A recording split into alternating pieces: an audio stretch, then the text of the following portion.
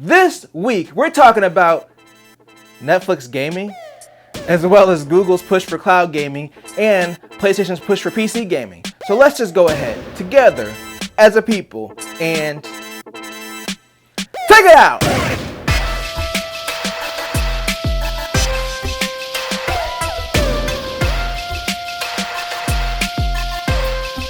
And welcome to another sensational Sunday. I'm Mike, and if you hear some weird robotic sounds in the background, that is my 3D printer working on my Thursday video, which is going to be part 2 of the Steam Deck dock. But today, we are talking about the gaming news, and we are going to talk about a company that is synonymous with video.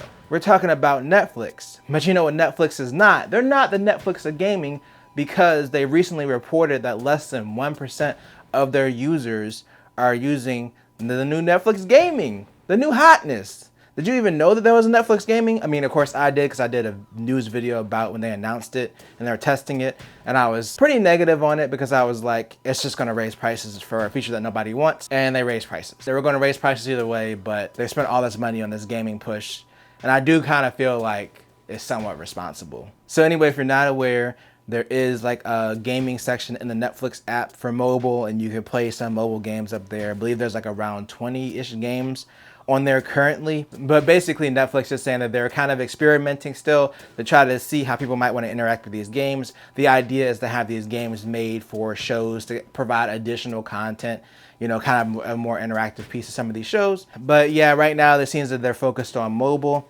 I think if they really want to make a push in the gaming, they probably should have just partnered with an existing service, maybe like Microsoft or even Sony or even like a Ubisoft. Someone who already has their own service, maybe someone that has a cloud service, even Google at that point. They could have offered it on multiple platforms. I just think mobile is hard to get into because our brains are already broken to think that most mobile games are free, which most of them are. I mean, they're free with ads and in-game payments or whatever, but I think that's how people are used to interacting with mobile games. So it's kind of hard to break into that space, especially because it's tucked into the Netflix app. So the big issue with this is that Netflix is not the Netflix of gaming. I think the closest thing is probably Microsoft with Game Pass at the moment. But yeah, they're not the Netflix of gaming, and apparently a lot of their users aren't engaging with it. So I'm interested to see what happens going forward. Speaking of engaging with gaming, Google wants more people to engage with cloud gaming. So as you may or may not know, Google has their own cloud gaming service called Google Stadia that may or may not be doing well. I don't know how they're doing actually. People don't seem to be talking about it, but that's not the point. Google is testing including cloud gaming play buttons in their search results. So like if you search for something and there's a playable like cloud game, then you can hit the play button and it will either take you to that service, so you could either sign up for the service or sign in or whatever, or if you're already signed in, it would just launch the game. And this is not just for their Stadia service. They're talking about this being compatible with multiple game services like Nvidia's and Microsoft's, etc. So I don't think it's a bad idea. I just don't see it being very practical right now. But of course, Google is a very forward-thinking company. So while I'm thinking like, you know, I would never personally use this, when cloud gaming gets bigger, and it will get bigger, I do genuinely believe that. I think that it probably is the future of gaming. I don't think it'll be the only thing in the future, but I think it'll be a big part of it. And when it gets bigger, you know, something like that will probably be an invaluable feature. But as for right now, I don't think that would be particularly useful. But yeah, that's the feature they're working on. They want search results to surface cloud games and let you play it directly from the browser. That's not a bad idea, like I said. We'll see how well this works if and when it comes out. Speaking of website changes, in our final story, let's talk about Sony's website. So as we know, Sony's been slowly dipping their toe in the PC market. I think it's been pretty successful. Horizon and God of War have definitely been successful. There's a lot of hype about Spider-Man coming to PC. There's also like Days Gone and that Predator game. So they have a few games on PC. So they finally updated their website to include a PC gaming section, and it has links to Steam and the Epic Games Store where you can buy these games. It seems like the PC thing might be here to stay, and I think it's a good idea because the way they're releasing these games are already a couple years old anyway, so they've already made their initial sales. It's not like they're releasing them on the same day on PC like Microsoft does. They're not really going to cannibalize their PlayStation sales by releasing like Horizon 2 years after it comes out or something like that on PC. If anything, it's going to bring more eyes back to the game. It kind of gives it a second win. So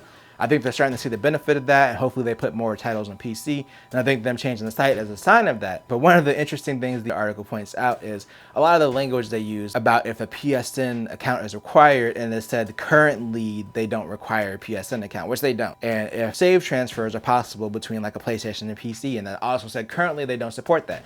Now this is actually something I thought about recently because I started God of War on PS5, and then when I decided to buy the PC version, I stopped playing it because I was like, I'm gonna have to restart it on PC anyway.